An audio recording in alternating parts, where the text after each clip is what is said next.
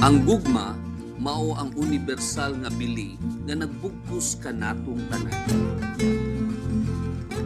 Nagsilbi kini nga pundasyon sa atong kultura nga kabilin.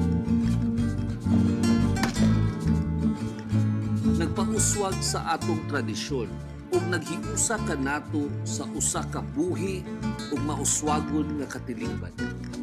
Gugma para sa katawhan sa dumanhog, gugma sa matag usa, gugma sa among delikasiya ug gugma para sa among patron na si Saint Francis of Assisi. Kami ang nag-inusarang lungsod nga naila sa Bisnok, contingent number 4 para sa Bisnok Festival sa lungsod sa Dumanhog, ang home of the governors.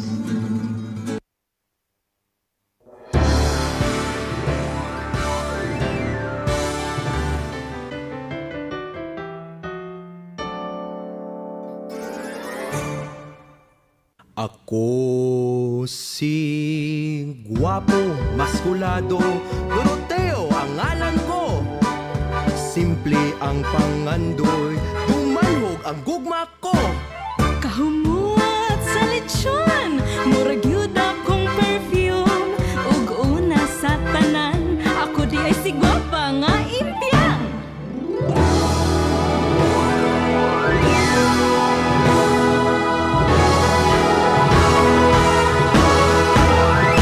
Huwag mo yain siya, why forever yung tuha.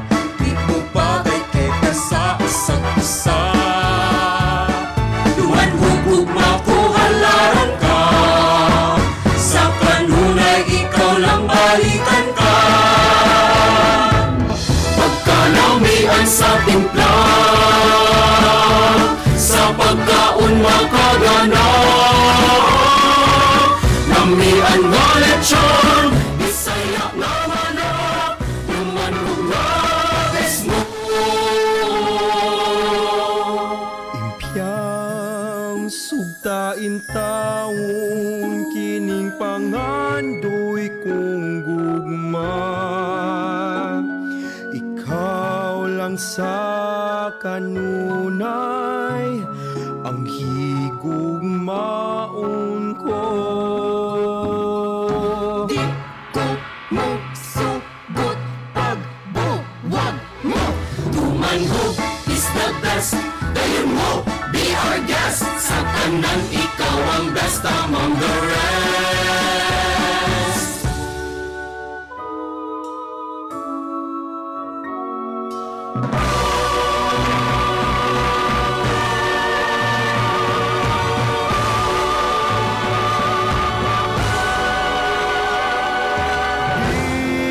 Nasa among kabukiran,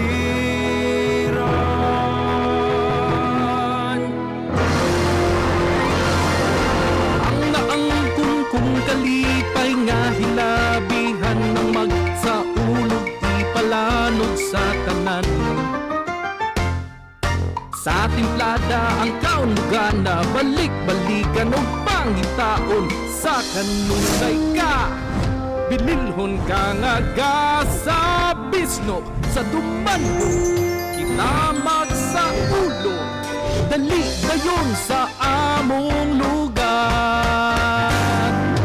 Sa pinupunta ang panaghiusa, ipasigit sa bisan ug asa, lamian ka gyud karbos dumanhog.